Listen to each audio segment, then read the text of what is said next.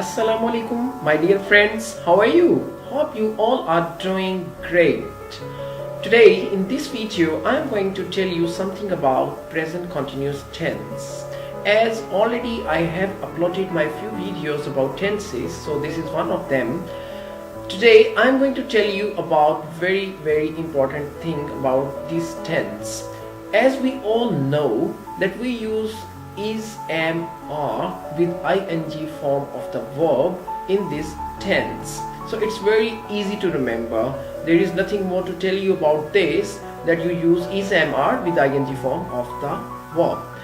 In this video, my purpose is to tell you the situations where you use this tense. There are three main uses of present continuous tense. The first one is to talk about something happening at the time of speaking. Now there are many examples. I'm standing. It's raining outside. He is playing cricket in the ground. She is cooking food for the guests. Now in these examples, I explained those actions which are happening at the time of speaking. Now the second use of present continuous tense is to talk about something happening around the time.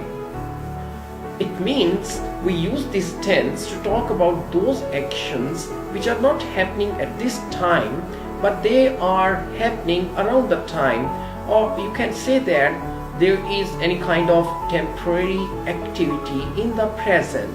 If you take a look at these examples, then you can have better understand. The price of petrol is decreasing day by day. She is learning French from the university. They are working in a restaurant. Nowadays, he is learning driving. So, all these examples show these actions are not happening at the time of speaking, but they are happening around the time. Let's take one more example about this. If you are learning English or you are doing any kind of activity in your present life, and if somebody asks you that, hi, what are you doing nowadays? So you will say like, I am learning English, or you can say that I am studying in class 7th. The last use of present continuous tense is to talk about future which is arranged or planned.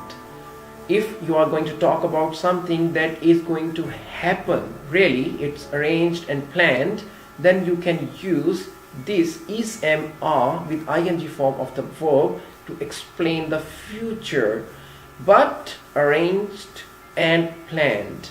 Now if you look at these examples, tomorrow my friend is coming back from UK.